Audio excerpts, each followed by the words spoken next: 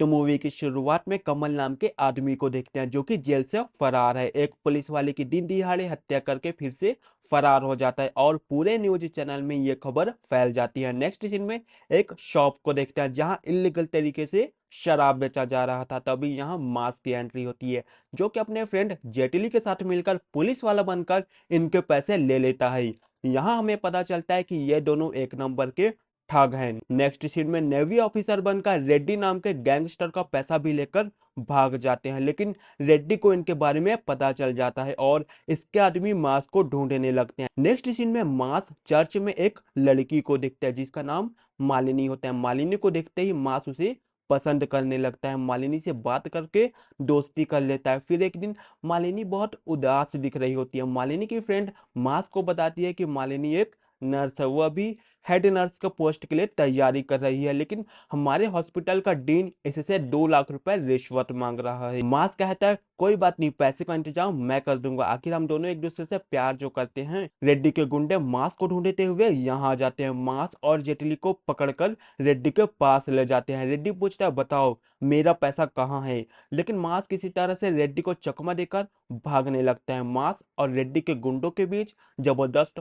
Fight होती है। मास और जेटली एक कार में पैसा लेकर भागने लगते हैं, लेकिन तभी अचानक एक ट्रक से इनके कार का एक्सीडेंट हो जाता है और सारा पैसा रोड पर ही उड़ने लगता है। सीन शिफ्ट होता है हॉस्पिटल में जहां मास को काफी चोट आई होती है, लेकिन अब ये रिकवर हो चुका है। जेटली के साथ हॉस्पिटल से भागने लगता है। तभी कुछ लोग फिर से इनका पीछा करते हैं। मास और जेटली भागते हुए एक खाली बिल्डिंग में घुसते हैं। अब रात भी हो चुका था, काफी तेज बारिश भी हो रही थी। काफी सारे लोग बिल्डिंग के बाहर खड़े। मास को गुस्सा आता है। मास एक लोहे का रॉड लेकर बाहर आता है, कहता है कि तुम्हारा पैसा मेरे पास नहीं है, सारा पैसा पुलिस ने जब्त कर लिया है। फिर भी ये लोग नहीं जाते। तब मास लोहे के रॉड से इन्हें मारता है। तब इसे पता चलता है कि ये लोग रेड्डी के गुंडे नहीं बल्कि भूत हैं। फिर मास और जेटली किसी तरह जान बचाकर भागने लगते हैं। भागते हुए वे एक मंदिर पहुंचते हैं जहां इन्हें एक बाबा मिलता है जो मास को बताता है कि तुम्हें भूत देखने का वरदान मिला है।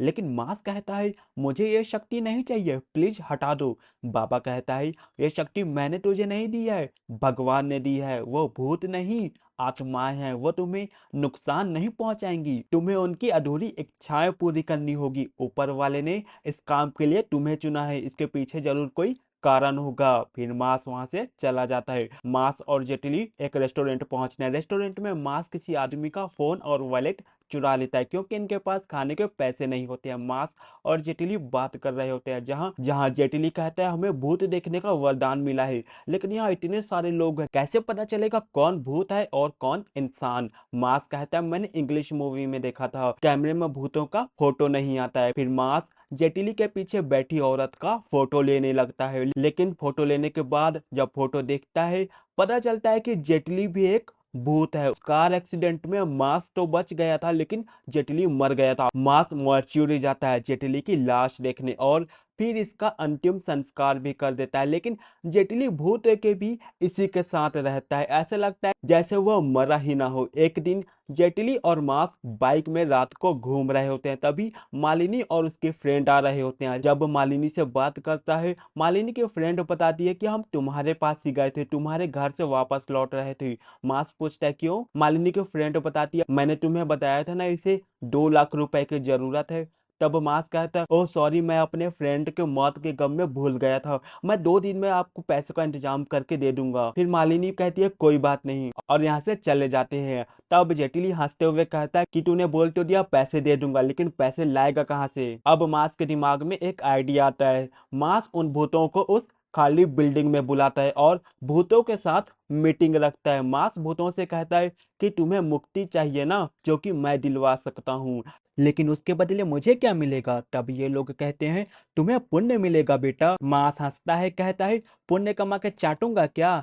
तुम तो भूत हो, तुम्हें खाने के लिए सिगरेट दारू ये सब कुछ नहीं चाहिए, पर मैं तो इंसान हूँ यार, मुझे भूख लगती है, खाने के लिए खाना, रहने के लिए घर, घूमने के लिए गाड़ी और आप लोग तो जानते हो आजकल लव करना कितना महंगा हो गया है, इसलिए पहली इनिंग में तुम लोग मेरी मदद करो, सेकेंड इनिंग में मैं तुम्हारी मदद करूंगा। और काफी सोच विचार के बाद सभी भूत लोग इसकी बात मान जाते हैं। पूछते हैं हमें क्या करना होगा। मांस कहता है तुम इंसानों को भूत बनकर डराओगी, मैं बाबा बनकर उनके पास जाऊंगा और पैसे लूंगा। नेक्स्ट सीन में एक फैमिली को देख, जहां मालिनी के हॉस्पिटल का वही डीन होता है जो रिश्वत मांग रहा होता है, अपनी पत्नी और बच्चे को डांट रहा होता है, तुम सब एक नंबर के गधे और डरपोक हो, इस घर में मैं ही एक होशियार और बहादुर हूँ। इसी टाइम इसके टेबल पर रखी प्लेट उछलने लगती है, कुर्सी अपने आप ही दूसरे जगह सरकने लगती है, ये लोग डरने लगते हैं, ये लोग भागकर कमरे में छिप जाते हैं। लेकिन ये आदमी अलग आ जाता है वॉशरूम में। यहाँ भूत लोग आईने में मास का नंबर लिखकर इसे कॉल करने कहते हैं। बहुत ज्यादा डर जाता है, फिर मास को कॉल करके बुलाता है। मास अपना मनगढ़ंत कहानी बनाकर इसको और डराता है, कहता है 5 लाख लगेंगे भूत भगाने के लिए। तब इसकी पत्नी 5 लाख रुपए लाकर देती है। मास कहता है तुम्हें पूजा करनी होगी, मैं दूसरे रूम में बैठकर मंत्र पढ़ूंगा और तुम दूसरे रूम में बैठोगे। पूजा करते वक्त जैसे ही बेलन इस चकोर के बाहर आएगा समझना भूत भाग गया। मास इधर वाले कमरे में कुछ भूतों के साथ मस्त टीवी देख रहा होता है। यहाँ कुछ भूत लोग बेलन को इस चकोर से बाहर निकालने लगते हैं। बाहर निकलने पर इनको लगता है कि भूत भाग गया और ये लोग बहुत खुश हो जाते हैं। अब मास इसी तरह से लोगों को बेवकूफ बनाकर पैसे ले रहा होता है और मास की जिंदगी अच्छी चल रही होती है। तभी ये ट्रेन में मालिनी से मिलता है। मालिनी को पता चल चुका था कि मास लोगों को बेवकूफ बनाकर पैसे ले रहा है। तब मालिनी पूछती है तुम्हारा भूतों से क्या रिश्ता है। तब मास सोचता है इसे कैसे पता चला। कहता है मुझे कुछ दिनों से भूत दिख रहे हैं, लेकिन मालिनी इसकी बातों पर यकीन नहीं करती और कहती है पैसा कमाने का ये गलत तरीका है। तब मास कहता है अच्छा तुम नौकरी पाने के लिए उस डीन को घूस देती हो, वो डीन घूस लेता है, ये सब तरीका सही है, लेकिन मेरा तरीका गलत है। मालिनी कहती है मैं जानती हूँ तुमने बचपन में बहुत बुरी जिंदगी देखी है, लेकिन अब मैं तुम्हारे साथ हूँ, छोड़ दो ये काम। लेकिन इसी टाइम किसी और जगह से इसे कॉल आता है जहां किसी फैमिली को भूत परेशान कर रहे होते हैं। तब मास आने के लिए हाँ कह देता है। मालिनी इसकी बात सुनकर इससे रिश्ता तोड़कर चली जाती है। अब मास यहाँ पहुंचता है। तब यह फैमिली कहती है आप भूत भगा दीजिए, अभी हम बाहर जा रहे हैं, जब भूत भाग जाएगा तब हम वापस आ जाएंगे, आप चाहे तो एडवांस ले लीजिए, भूत भगा दीजिए। जब मास अंदर आता है तब एक भूत आईने से निकलता है जो कि मास का डुप्लीकेट होता है। कुछ देर के लिए मास भी इसे देखकर डर जाता है और कंफ्यूज हो जाता है। मास पूछता है तू कौन है। तब ये बताता है मेरा नाम शक्ति है, मुझे तुम्हारी मदद चाहिए। मास गुस्से में कहता है मदद ही चाहिए थी तो सीधे सीधे बोलना चाहिए ना, इतना ड्रामा क्यों किया।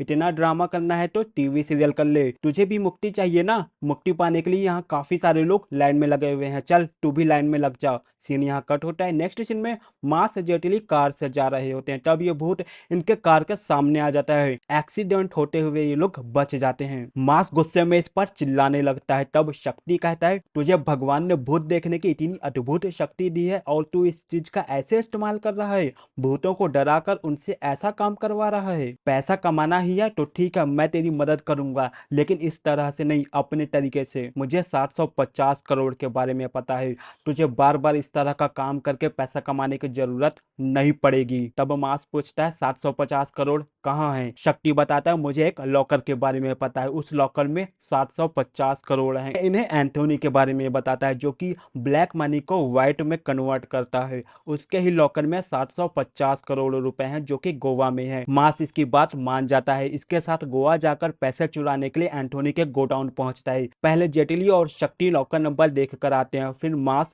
लॉकर रूम पहुंचता है। ओपन करने के लिए पासवर्ड पूछता है। तब शक्ति से गलत पासवर्ड बता देता है जिससे सायरन बच जाता है और एंथोनी के सभी सिक्योरिटी गार्ड आ जाते हैं। इनके बीच फाइट होती है। फिर मास को पूरे पैसे छोड़कर भागना पड़ता है। मास कार में भाग रहा होता है तभी शक्ति इसके कार के छत के ऊपर आ जाता है। अंधेरा होने की वजह से मास को कुछ दिखाई नहीं दे रहा होता है। शक्ति मास को बताए हुए रास्ते पर चलने को कहता है और अचानक इसके कार के सामने एंथोनी आ जाता है जिससे एंथोनी का बुरे तरीके से एक्सीडेंट हो जाता है। इस मास ये सब देखकर घबरा जाता है और भाग जाता है। यहाँ पता चलता है एंथोनी को मरते वक्त शक्ति का भूत दिखने लगता है। एंथोनी इसे देखकर घबरा जाता है जैसे इसे पहले से जानता हो। शक्ति कहता है तुमने हमारे वापस आने के बारे में कभी नहीं सोचा होगा और हमसे ऐसी मुलाकात होगी ये भी नहीं सोचा होगा, लेकिन मैं आ गया, अब ये मेरा जानलेवा खेल है। फिर सीन यहाँ कट होता है। नेक्स्ट सीन में मास और जेटली हाईवे पर खड़े होते हैं। तभी यहाँ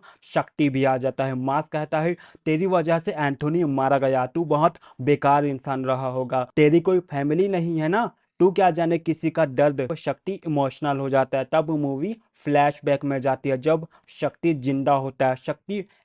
शक्ति कनाडा में अपनी बेटी और वाइफ के साथ रहता था। शक्ति एक पुलिस वाला था। यहाँ एक सॉन्ग प्ले होता है जो कि काफी रोमांटिक है। नेक्स्ट सीन में दो पॉलिटिशियन कॉल पर एंथोनी के बारे में बात कर रहे होते हैं, जो कि कार एक्सीडेंट में मारा गया। इन्हें देखकर ऐसा लगता है एंथोनी इनका बिजनेस पार्टनर था। ये लोग एंथोनी के 750 करोड़ के बारे में ही बात कर रहे होते हैं। इनकी बातों से पता चलता है वो 750 करोड़ अब उस लॉकर में नहीं है। इतना ही नहीं, उन पैसों के साथ कुछ और ब्लैक मनी के पैसों के डॉक्यूमेंट भी थे, जो कि किसी समुद्री कंटेनर में रखे हुए हैं। नेक्स्ट सीन में इस पुलिस वाले का दिखाया जाता है, जो कि एंथोनी के केस पर इन्वेस्टिगेशन कर रहा होता है। ये अपने जूनियर से कहता है, ये डेफिनेटली एक प्लांट मर्डर है और मैं इसका पता लगा के रहूंगा। नेक्स्ट सीन में कमल नाम के इस आदमी को देखते हैं, जो कि मूवी की शुरुआत में ही एक पुलिस वाले का मर्डर करके फरार हो गया था। एक्चुअली में एंथोनी के 750 करोड़ इसने ही चुरा लिए। सीन यहाँ कट होता है। नेक्स्ट सीन में फिर से इस पुलिस वाले का दिखाया जाता है, जो कि एंथोनी के लॉकर के पास इन्वेस्टिगेशन कर रहा होता है। तब इसे यहाँ कैमरा मिलता है। कैमरा में मास का वीडियो फुटेज दिखता है। तब ये मास को ढूंढने लगता है। नेक्स्ट सीन में मास और इसके भूत फैमिली को देखते हैं, जहां भूत फैमिली मास को कहते हैं, अब हम तुम्हारे साथ काम नहीं करेंगे, तुम सिर्फ अपना फायदा देख रहे हो। तब मास कहता है, ठीक है, ज्यादा होशियार बन रहे हो ना, तुम लोगों को मेरे साथ काम नहीं करना, ठीक है, मत करो। ये लोग जाने लगते हैं। मास जेटली से कहता है, कल से फ्रेश नए भूतों को अपने टीम में ज्वाइन करेंगे, उनको ट्रेनिंग देंगे। लेकिन जेटली कहता है, मास, नए भूतों को ट्रेनिंग देने में टाइम लगेगा, ये भूत बहुत अच्छे हैं, ऐसे मत भेजो इनको। मास भी इमोशनल हो जाता है और इनसे माफी मांगता है। कहता है, बताओ तुम्हें में से किसकी आखिरी इच्छा सबसे पहले पूरी करनी है। तब पद्मा नाम की यह भूत सामने आती है, कहती है, मुझे अपने बेटे से मिलना है। तब मास इसके बेटे की तलाश में निकलता है। काफी कोशिशों के बाद इसका बेटा मिल जाता है, जो कि किसी भिखारी के यहाँ भीख मांग रहा होता है, जो कि अंधा भी होता है। तब मास इसे रेस्टोरेंट में खाना खिलाने आता है।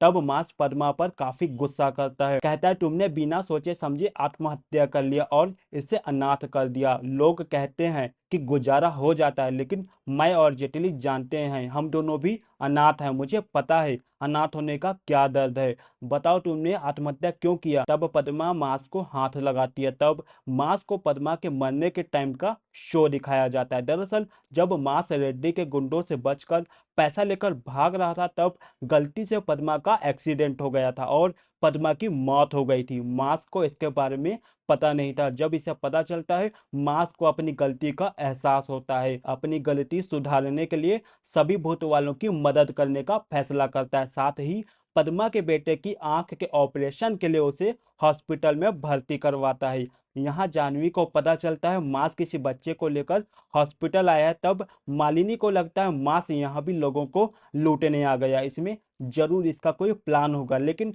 जब मास उस बच्चे के आंखों के बारे में बात करता है, तब मालिनी को लगता है मास अच्छा इंसान है। नेक्स्ट सीन में मास एक एक करके सभी भूत वालों की इच्छा पूरी करके उन्हें मुक्ति दिलाने में मदद करता है। इतना ही नहीं, बल्कि जो मर चुके हैं उनकी फैमिली की भी हेल्प करता है। इसी बीच एक दिन मालिनी इससे मिलने आती है और माफी मांगती है, कहती है, मैंने तुम्हें गलत समझा, लेकिन अब मैं तुमसे प्यार करने लगी हूँ, और इसे गले लगा लेती है। मास भी खुश हो जाता है। नेक्स्ट सीन में पुलिस वाला मास से एंथनी के बारे में पूछताछ करने के लिए आता है, लेकिन मास इसे कुछ भी नहीं बताता। वो पुलिस वाला मास से एक गिलास पानी मांगता है। मास पानी लेने जाता है। इंस्पेक्टर इसके घर पर ऑडियो माइक छिपा देता है, लेकिन मास की भूत फैमिली इसको ऑडियो माइक लगाते हुए देख लेते हैं। नेक्स्ट सीन में आरके को देखते हैं, जो कि किसी खदान में जाने की बात कहता है और कमल इसका पीछा कर रहा होता है। नेक्स्ट सीन में मास को देखते हैं। कुछ लोग मास को इसके पास ले आते हैं। तब ये बताता है, मेरा नाम भरत प्रसाद है, मैं यहाँ का एमएलए हूँ। दरअसल मुझे तुम्हारा नंबर मेरे घर के आईने में लिखा हुआ मिला, तब पता चला तुम भूतों से बात कर सकते हो। मेरा दोस्त एंथोनी, जो कि अब मर चुका है, उसने हमारा 750 करोड़ रखा हुआ है। हमें नहीं पता, तुम उससे पूछ कर हमें बता दो। मास घबरा जाता है। मास कहता है, एंथोनी गोवा में मरा था ना, मतलब उसकी आत्मा गोवा में होगी। इसके लिए थोड़ा टाइम लगेगा, अलग पूजा पाठ करनी पड़ेगी। मैं 1 हफ्ते बाद आऊंगा, फिर ये पूजा करेंगे। इस तरह बहाने बनाकर वहां से निकलने लगता है। तभी इसे याद आता है, इसने तो गोवा के बारे में मास को बताया ही नहीं। मास को कैसे पता चला एंथोनी गोवा में मरा है? इसका मतलब इसने एंथोनी के भूत से बात कर लिया है, लेकिन हमें बता नहीं रहा है। ये लोग मास को पकड़ने आते हैं। भगवत प्रसाद भी आ जाता है, कहता है तुम्हें कैसे पता चला एंथोनी गोवा में मरा था, जल्दी बता। तब यहाँ शक्ति मास से कहता है, तब शक्ति हंसता है और कहता है, इन्हें पता चल चुका है कि तू गोवा जाकर लॉकर से पैसा निकालेगा। अब ये लोग तुझे खत्म कर दें या पहले तू इनको खत्म कर दे। यहाँ भगवत प्रसाद गुस्से में मास को मारने लगता है। तब मास भी गुस्से में इन सब की पिटाई करने लगता है। इनके बीच जबरदस्त फाइट हो जाती है। ये दोनों फाइट करते हुए इसके कैबिन में आ जाते हैं। फाइट करते वक्त बिजली से भगवत प्रसाद को आग लग जाता है। मास आग बुझाने का कोशिश करता है, इसके लिए बाहर पानी लेने जाता है, लेकिन तब तक भगवत प्रसाद जल के मर चुका होता है। और शक्ति भगवत के भूत से कहता है, तूने क्या सोचा कि तू मुझे खत्म कर देगा?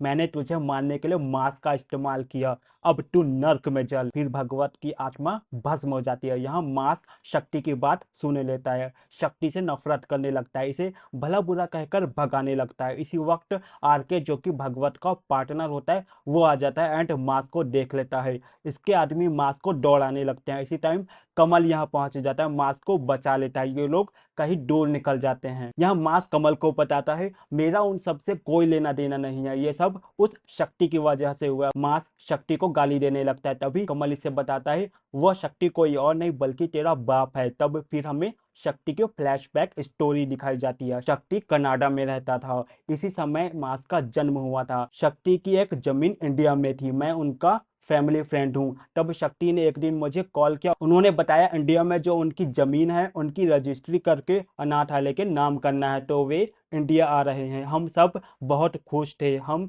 रजिस्ट्रार्ड ऑफिस पहुंचे, वहां एंथोनी और आरके भी आ गए, क्योंकि उन्होंने यह जमीन हथिया लिया था और किसी भी तरह हमें वह जमीन रजिस्टर्ड नहीं करने दे रहे थे। उनके बीच फाइट भी हो गई। हम सब बहुत डर चुके थे, लेकिन तुम्हारे पिता बहुत जिद्दी थे। फिर हम पास ही के पुलिस स्टेशन जाकर उनके खिलाफ कंप्लेन कर दिया। अगले दिन हम उस जगह इंतजार कर रहे थे कि रजिस्ट्रार्ड आएगा, लेकिन हुआ उल्टा ही। पुलिस वाला उनके साथ ही मिला हुआ था। आरके एंथोनी यहाँ कुछ गुंडों के साथ पहुंचा और सभी को मारने लगे। तुम्हारे माता और पिता ने मरते दम तक उनसे लड़ा, लेकिन कुदरत को कुछ और ही मंजूर था। किसी तरह तुम्हारी बड़ी बहन तुम्हें लेकर भागने लगी, तुम्हें किसी और को दे दिया। किसी तरह अपनी जान बचा रही थी, लेकिन एंथोनी के गुंडों ने उसे भी नहीं छोड़ा। तुम्हारी माँ, पिता और बहन को जान से मार दिया और उनकी मौत का सारा इल्जाम मुझ पर डालकर मुझे जेल भेज दिया। मास यह सब सुनकर बहुत ज्यादा दुखी हो जाता है।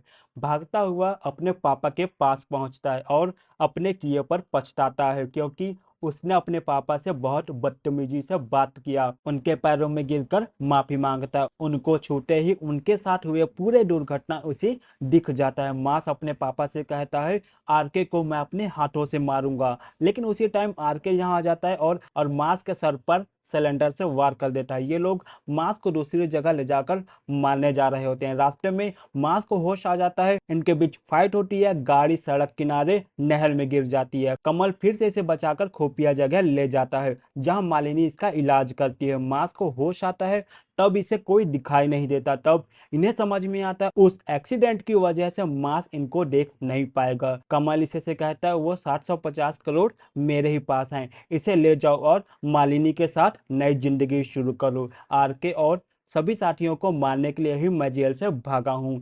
पुलिस वाले को तो मैंने मार दिया, एंथोनी और भगवत को तुमने मार दिया, अब बचा आरके। लेकिन मास कहता है, मैंने उन्हें बिना जाने मारा था सर, उनके लिए अपने पापा से मैंने लड़ाई की, उन्हें जाने को कहा, अब जान कर मारूंगा। नेक्स्ट सीन में मास को आरके के अड्डे पर देखते हैं, जहाँ जहाँ आरके पैसों का लेन देन करता है। यहाँ आरके ने पुलिस वाले से डील किया था, लेकिन मास ने पूरे 750 करोड़ पुलिस वाले को देकर अपने साइड ले लिया। यहाँ इनके बीच फाइट होती है। अब मास अकेला नहीं बल्कि पूरी भूत गैंग मास के साथ लड़ती है और फाइनली मास आरके को अपने हाथों से मार देता है। इसके साथ शक्ति को मुक्ति मिल जाती है। तो दोस्तों, आप लोगों को ये कहानी कैसी लगी कमेंट करके जरूर बताइएगा, और अगर वीडियो अच्छी लगी हो तो लाइक जरूर करिएगा, और अगर आपने मेरे चैनल को सब्सक्राइब नहीं किया है तो प्लीज सब्सक्राइब कर लीजिए। तो आज के लिए इतना ही, मिलते हैं नेक्स्ट वीडियो में, तब तक के लिए टाटा बाय बाय।